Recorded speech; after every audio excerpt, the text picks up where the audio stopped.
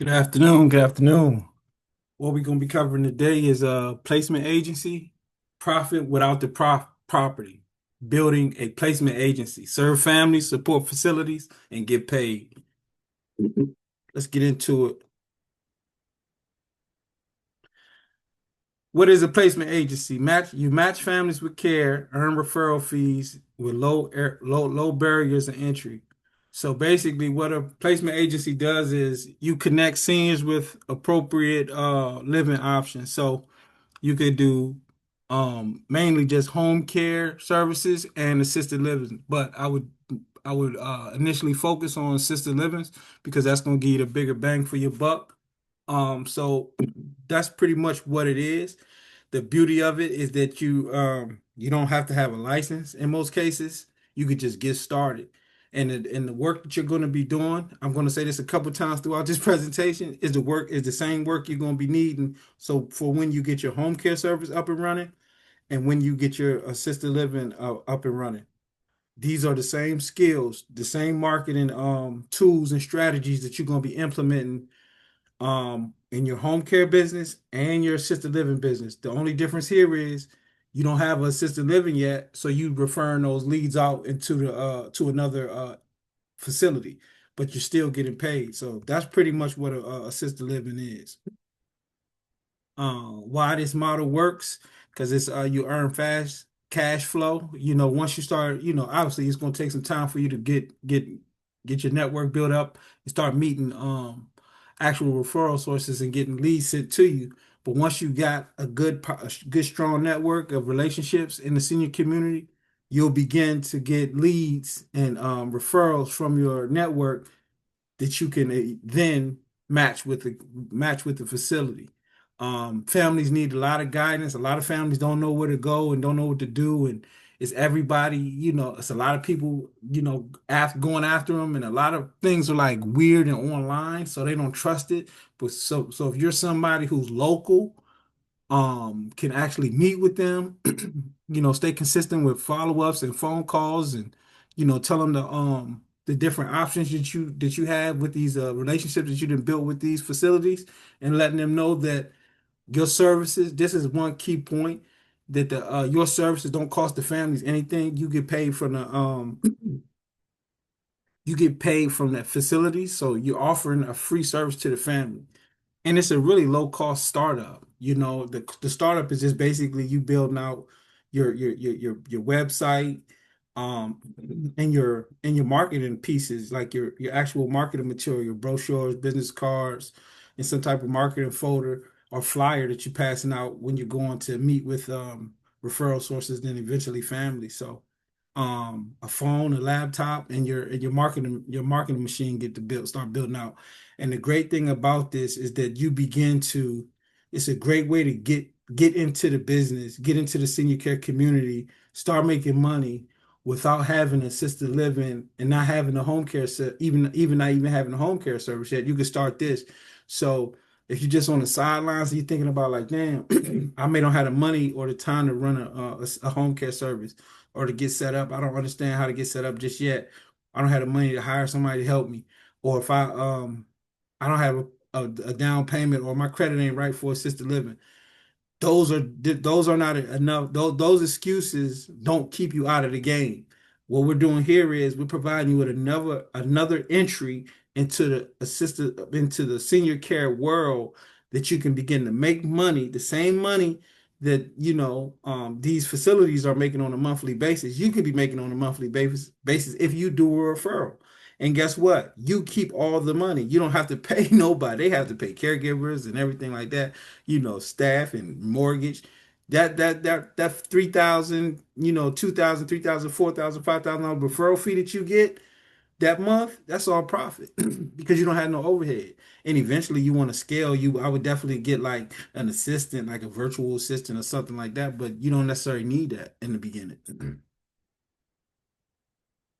And you serve families in crisis overwhelmed with these complex decisions. You're helping discharge teams that need quick placement solutions, assisted living facilities that need qualified residents to fill beds. It's like you're a very vital um part of the system once you get good at this and get out there in the community and start shaking hands and meeting people, like you become a very, very important piece of the puzzle. There's a lot of different stuff. There's a lot of stuff online, but let me tell you, these families want to talk to somebody that they can meet with, come have coffee with, or you could meet them at their home, or you could even set up like a virtual office and meet them on, have scheduled days that you could meet people at your virtual office, let them come in to you. These discharge teams, when they get residents that they have to get out of there because Medicaid or whatever stop paying, and they be really needing them out of there. Like I didn't had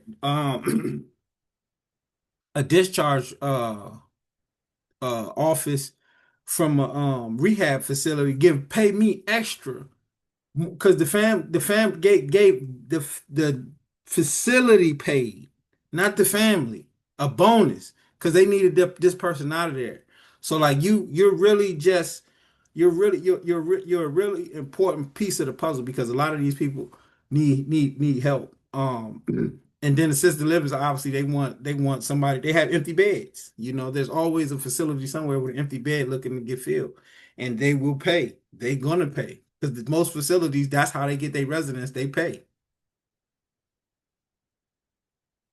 Excuse me, they pay that referral fee. Family consultations, these are some of the services you offer. Family consultations, needs assessments.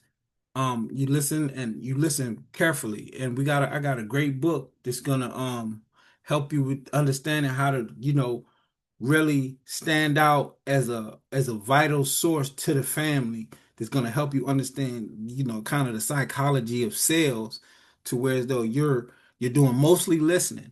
And we're gonna talk a little bit about at the end of this presentation, but um needs of assessments, evaluate care requirements and budget. You want to know, what their care requirements are and what their budget is. You want to know their temperament, the the potential residents' temperament, their behavior. You want to know all of this stuff before match them with the facility that's consistent with what they're dealing with, and a facility who likes, who could deal with what they're, offering. Because every family doesn't fit in every facility. Every resident don't go to every facility. So you're going to be doing like some matchmaking. So you have to get to know the assisted livings that you're working with. Say we'll talk about like your strategy for figuring that out. And then ongoing follow-ups. You want to ensure satisfaction after placement. You want to get them in there. Once you get your fee, they're in there, and then you want to still follow up, make sure they're happy there. Because they might not be happy there. They might want to move. And then look at them. You got another fee coming. But I'm just saying, you want to make sure that you follow this lead through the pipeline and stay consistent with these families. Legal and business setup, register your LLC, create agreements, facility and client forms, obtain insurance liability coverage to protect your business.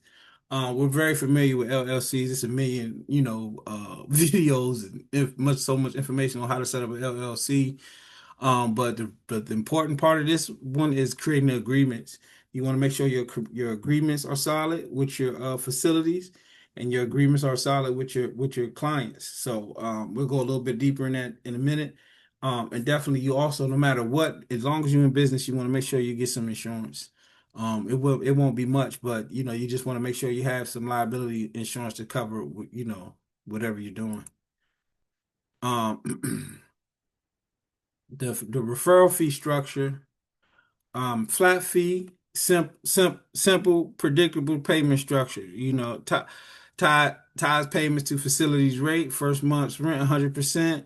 Um, you could do a hybrid, like they got a hybrid base where you can say $2,000 flat and 20%, 25% of first month rent, and you could play with this. You know what I mean? You could figure this out, whatever, and you could present this. So most things, how it happens is in a business where you're setting your own prices, it becomes negotiable because they're going to push back. Most facilities understand that the market is 100% of first month's rent is like the industry standard, but if you being an individual, small business, they might give you some pushback, and that's okay. You know what I mean? Because you can afford it. I take if they say okay, I can't give you 4,000, but I give you 3,500. All right, let's go. You know what I'm saying? Or I'll give you 3,000, get them in, and then and then I'll give you a month. I'll give you $1,000 for the next 2 months. You know what I'm saying? On that client, I'll work. You can work with them like that. Like as long as you have everything on paper, it's negotiable. You know what I mean? As long as you're at the table, you already winning. As long as you have when you get to these conversations, you already won. So I mean, you got a resident form, and they ready to pay you. Y'all just working out the actual the fee. So don't be don't be pigeonholed, and don't leave no money. You know what I mean? Don't be like, oh, okay, you're not gonna give me the hat for the first month, the whole thing. I want nothing. Don't never do that. You know what I'm saying? If they offer you a little less, you just getting started at 3, 4,000. That could that could help your business for the next 3, 4 months. You know what I'm saying? Help you with lead generation, um, marketing material, giving you some leeway on home bills, personal stuff. So you could really make this stuff work if you once you start getting those resident fees. So be flexible. Your intake process. Usually when you meet with when you get a resident, I mean you get a referral for a potential resident, you have your initial call. You go through over the needs assessment, their care level, the budgets, obviously the location, and then a medical review, collect health and behavioral information, and then you start start your facility matching. If you don't have a facility directly on in your uh in your contact list who you already met with and stuff like that, you start matching new ones. You start reaching out to new ones. This the fits their needs assessment and their medical review, and you get to it. I'm gonna tell you, you could pull up to these facilities. Most of them call them, drive to, pull up on them. They're happy to see you because you're telling them that, hey, look, I have a potential resident. You got an empty bed? Yes. Okay, I'll come talk to you. This is the deal. Da, da, da, da.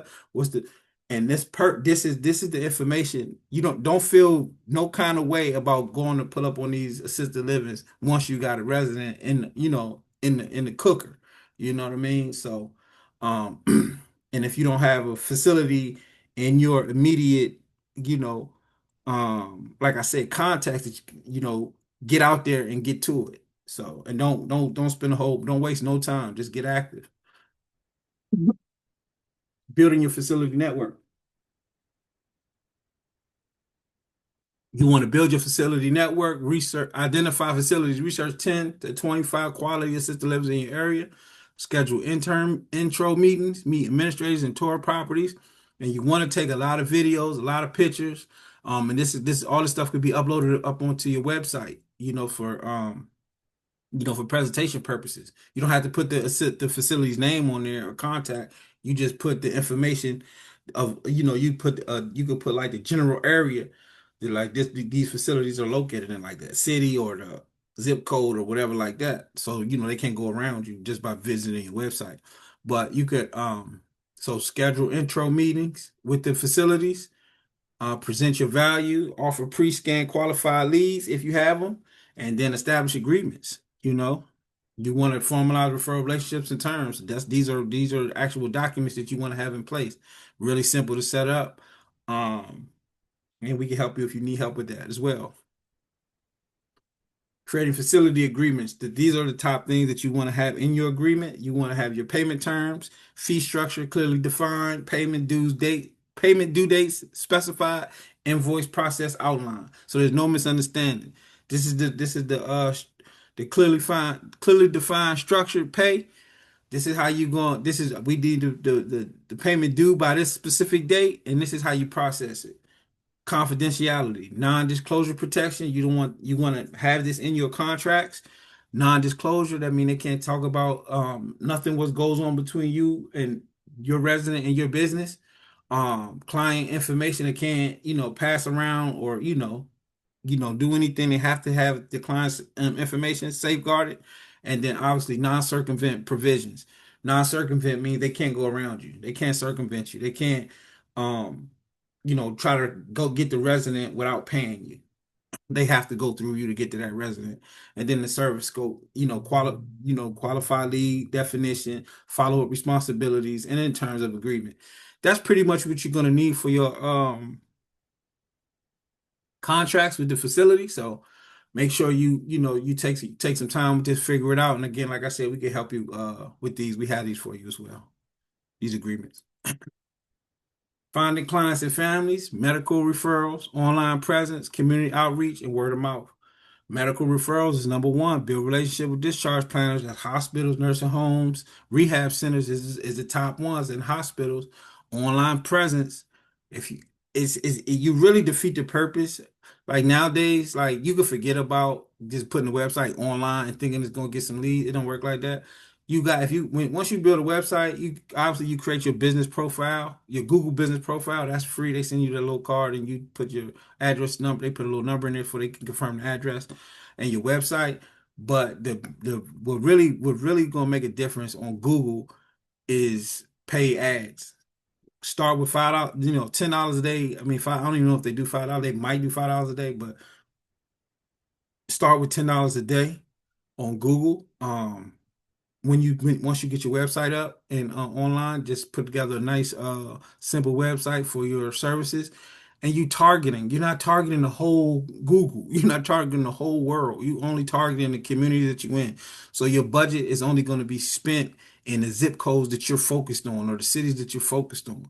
So them $10, they go a long way. They don't go nowhere if you're trying to service the whole world. Like if you say, oh, I'm gonna spend $10 on Google and I want anybody in America that could get my services. No, that's not gonna help. You're gonna need way bigger budget. But if you're just focusing on 3 cities, 5 cities, 2 counties, you know what I mean, or top three, top wealthiest counties in your state, those Google leads, those Google dollars make a they actually will produce for you. But you have to, geo target, meaning it has to be targeted to specific locations, not just a broad. Like you can't. I wouldn't even do my whole state. I would just do specific areas.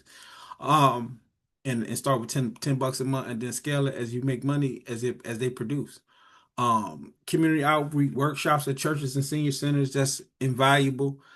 You can always just search, put where's some senior centers in my community, or I like to search in Google senior activities coming up, upcoming senior activities in my community. Man, you'll be surprised how much stuff going on. These seniors be active. So put that in the search and you'll see where you can be setting up booths and setting up tables and be networking with the actual people who are doing it, whether it's churches or senior centers or other organizations, and obviously the members and the people who visit there, the actual guests to the events. So you could probably set up a table, volunteer, and help, stuff like that. And then word of mouth, satisfied families refer others. That's the number one. Once you're in the business, whether it's home care, assisted living, placement, you once that word of mouth start moving, you're golden. You're golden. It's no better way to get a lead than somebody else of a satisfied customer. There's no better salesperson. You can't pay somebody to be a better salesperson than a satisfied family that wants to tell somebody else about you. They're just they're gonna go over and beyond what somebody you paying to do, believe it or not, just to tell them how much how good you were, how much you helped them, especially if you, and obviously you had to do that.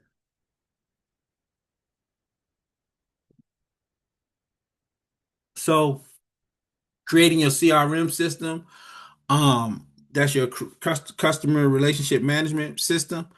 You could use that to track family referrals and follow up. You could start with Google Sheet or a HubSpot or even a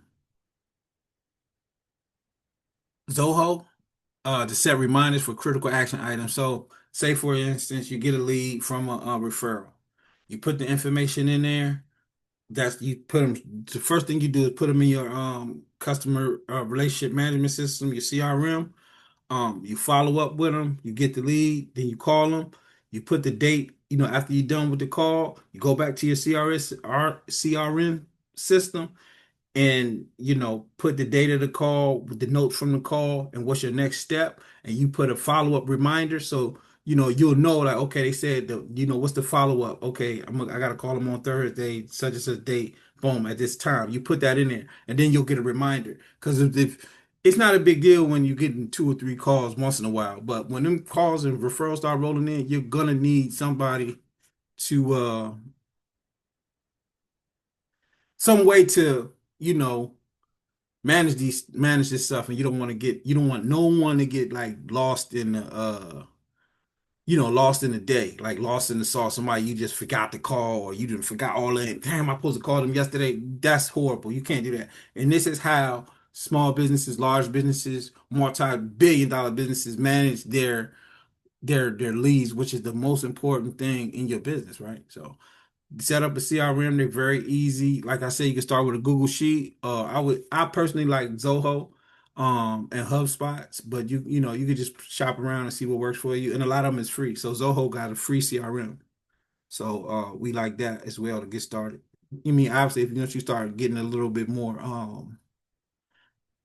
creative and more, you need a more bells and whistles within the system, then there'll be a little charge. Like if you want to send email and stuff like that directly from your CRM, then they'll start upselling you. But for just basic reminders and managing your leads and building your list of clients, a lot of this stuff you could just go with the free basic version. Scripts and messaging. So when you're creating your scripts and writing your messages, you want to lead with empathy. I understand this is a difficult time. It's very important. The next thing is you want to ask key questions. What's most important in finding care to you guys? What's really been bothering you? We want to always find those pain points. We always want to find the problem. We always want to find the problem. You always want to get to the pain. Remember that. Like what's been the biggest problem with mom at since she's been home from rehab, or what is the rehab telling you guys? What's your biggest fears? Like these are very important questions. And then, that gives you an ability to craft your solution. So then you offer these solutions based on your needs. I recommend obviously this. Or I recommend this facility, or I recommend this type of facility versus this type of facility. Um, and that's how you proceed. So it's not just getting a call, hey, you need a assisted living, cool. Call assisted living. I got somebody. Yeah, they ready to meet. But no, it's not that. It has to be like a really thought out script and messaging process through the whole your through your whole what they call your sales journey for your potential resident, for your potential client. So you just want to be real thoughtful when it comes to that. So what's cool, you could do like a marketing collateral is like, you could create a one pager brochure to go over your services slide deck, something similar to this presentation here. You could just put something together and, you know, um, you could show the family like a detailed walkthrough of the facility in like a PowerPoint presentation. And then you want to have something for testimonial, where, build trust with social proof with actual families that you've helped. Obviously you can't do that until you start helping people, but you can always have some type of testimonial sheet, especially if you've been in the business or you have friends or family. Anybody could, help you get started with your testimonial. Just say how much of a good person you are, responsible and helpful, and things that you've done, that kind of relate to this until you begin to start closing clients, and then they could give you actual testimonials. But these are just some of the things you want to think about when creating your marketing. Um, Building referral relationships, regular visits, monthly check-ins, very important. Email updates, facility availability newsletters is really cool. Show appreciation, small gifts and thank you notes. Um, you don't want to just because you're making such a decent amount on per lead, you kind of want to love bomb, because you want it to stick. You want it to stick. So if you get a actual referral that closes and you make 5 grand, I wouldn't be opposed to spending, 200, 300, 25, 250 on the appreciate the small gifts, a lunch or whatever you could do for that office and especially for that person. that actually gave you that lead. You can't sometimes, if there are certain medical things, you can't just give them money. Even though some people would just prefer money, but if you can give them money.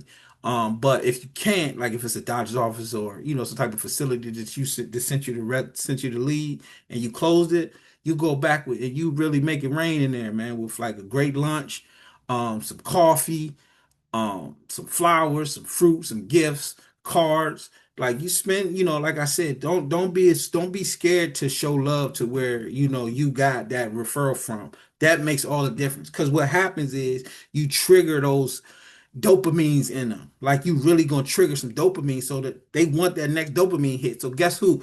If they get if they send out referrals to multiple different people, they're gonna remember the one that gave them the biggest dopamine hit. You done brought some good lunch in there, some Panera bread for everybody, some good coffee, some flowers and some cards. Well, not gift cards on top of that, but like just regular, thank you cards. Man, they're gonna really appreciate that, and it's very important. So don't underestimate the power of gifts and appreciation. Educational resources, and don't just go limit. This don't go so be so cheap with it. Like, oh, I'll just give you a card. Thanks for the lead, and I just made 5 grand. No, thanks for the lead. I'm gonna take care of y'all this week. We're gonna do a big. We're gonna do a big this Friday. Educational resources, sharing valuable industry knowledge. You could create like infographics and different things like that, brochures with different um industry information, information, pertinent information for that seniors need, dietary information, exercise, seasonal, whether it's the spring, the winter, the fall, different things that they need to be looking out for in whatever season you're in. Like these are type of educational resources you could provide. And you can do it through email, newsletter types, um, actual mail. Seniors like getting letters still, through your marketing and all of that stuff, through your flyers and brochures. These are things that you could do. So building referral relationships is key. This is everything. And like I was saying, these are the same people that you're gonna need when you're in a home care business. These are the same people that you're gonna need when you start your assisted living business. So don't take this lightly. This is the part that wins. Monthly check-ins, regular visits, email updates to facilities, um, show appreciation when you give referrals, and have, be a source of education and position yourself as an expert in the community. Um, So these are some of the common challenges you want to avoid. This is like I said, this is inconsistent follow-up. You lose opportunities from poor communication. Like not communicate, not answering the phone, not being available, or not showing up when you say you're gonna show up, not doing the things you say you're gonna do, you killing the deal. You're killing the deal with you losing opportunities with poor communication. You always want to make sure um that you're following up on the days that you said you're gonna follow up, that you're being consistent, and you're not letting anybody slip through the cracks when it comes to that over promising care. That's another thing. Mismatching leads, like trying to oversell something that you know is not probably true, or even if it is true, you don't want to oversell. You want to kind of undersell so they could be overly happy. You don't want to overpromise. Oh, I got this great, 5-star facility and it's only 3,000 a month. They get in there and it's like, oh man, come on, man. You said this was this, and that, and this, so you just being honest, you just want to make sure that you're not over promising or, giving out bad information pretty much. You want to be as accurate as possible. Don't try to oversell. Just be honest and tell them, people understand that with their budgets, what they're going to get, with certain budgets. If you only got 3,000 a month or 4,000 a month, your family can only afford this, and that. These are the things that you're going to be getting, and that's just the reality of the business. But you want to make sure you're being upfront and honest, and never do verbal only agreements. It's cool to hear what somebody say, yeah, I want to work with you. Okay, then boom, let's get this on paper. Let's get this on writing, whether that's with the facilities and the families. And then time management issues, inefficient processing drains profitability. So that just means, not doing things and processing things in a timely fashion. Just keeping your business effective and efficient, staying up, staying in line with your schedule, staying consistent with your follows, making sure you're getting everybody in the system, making sure you have those reminders so you're not missing anything. Um, and just managing your time as a business professional wisely. A lot of times we're going to be starting these businesses or starting these things with another job. So that's what really where time management is really comes into play. There's really no more time for Netflix. There's no more time for doom scrolling. Once you start a business, it's no more time for that stuff. It's you got your 9 to 5, and then you got your 6 to 10. Your 6 to 10 is gonna be your business, and you're gonna have to, work that out with your family, work that out with your partner, work that out with your children. Like, look, mommy or daddy gonna be doing something from this and that time from Monday through Friday now, and we're gonna have to make some adjustments. So we got sports, we're gonna get to it, get back, get to it. But mommy has to be focused on what she's doing for this business to work. So time management and wasting your time is a huge hurdle for a lot of people in the early stages of their business because they take it as a hobby. You got to really commit, and we call it block time. And you stick to your block time. If your block time is um say you work a 9 to 5, your block time from 7 to 10, those three dedicated locked in focus hours is way more effective than 8 hours just half-assing. You know what I'm saying? It's way more effective. So creating that block time, figuring it out, making sure you're doing everything, crossing your T, dotting your I's. It's real important. So I just kind of want to dig in on that because it's very important, especially for any entrepreneur, for any business, is getting that black time together and not moving like like it's a hobby. Then you can offer some bonus services like home safety assessment, move-in coordination, caregiver referrals, and VA benefit navigation. So like you could learn, and help with some of, and figure out some, and not just these, you could do other things, to help the senior. And you just got to be creative, but you can always offer bonus services to the families and to the facilities. So close the deal. This is the required reading. It's by Sandler. Sales training is by Sandler. Just put close the deal, Sandler, and the book will come up. Key principles: ask, don't tell. You always want to ask, and you just don't want to be overly telling everything. You want to ask more questions than what you're trying to tell somebody because you don't want to over talk. You don't want to say something before you know the whole play. So you want to ask and don't just be running your mouth. Qualify thoroughly. So this is qualify thoroughly is making sure that you're talking to the person who has the power to close the deal, and that they have the actual funds to close the deal. That's important because you don't want to spend your time talking to a brother who has no point POA. You know what I mean? There's not a power of attorney, and then you got all these agreements with him, but then you got to talk to the sister who has control of everything, and then she not with it. You know what I mean? So make sure you talking to the right person is important. Build genuine relationships is obviously very important. Uncover real needs. So that's what I was saying. Like you really want to make sure that you're figuring out what the family's needs are, what they're going through, and the problems that they have, and their real pain points.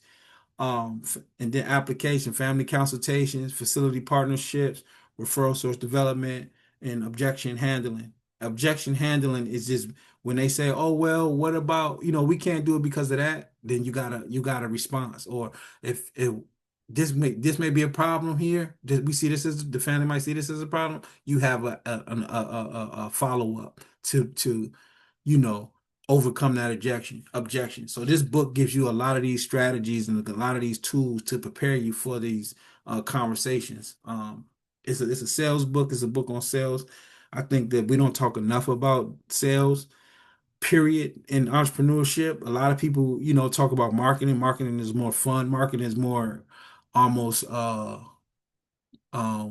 you'll say like clout. You could, show your friends and family, oh, my business, this and that. It's hard to show sales. Like sales goes on one with that lead, with that facility, with that resident. So we need to talk more about sales, and this is a great start. Sandler has a whole series on sales training, and it's very important. It really is really helpful for any career, even if you have a job, but if you have a business, it's vital. So, because if you ain't closing no sale, I don't care how many views you got on YouTube, how many friends liked your page or liked your post. If you ain't closing no sales, you ain't doing no business. You're not in business. You just on the internet having fun. So, this is an important book, and I would suggest y'all getting it. So, Close the Deal by Sandler. The week two action plan, basically what we're gonna be covering in the 5 week course is the create your document, facility outreach, um contact 5 local assisted livings for intro meetings, set up your tracking, which is your CRM, and practice calls, conduct 2 mock discovery calls. I would say just two, but do as many as you need till you get comfortable. But yeah, that's it. And I just wanted to go over some of this stuff just to give y'all some insight on what we'll be covering in the 5 week crash course. So I'm looking forward to working with you guys. If you have any questions, you guys know how to reach out to me. Peace.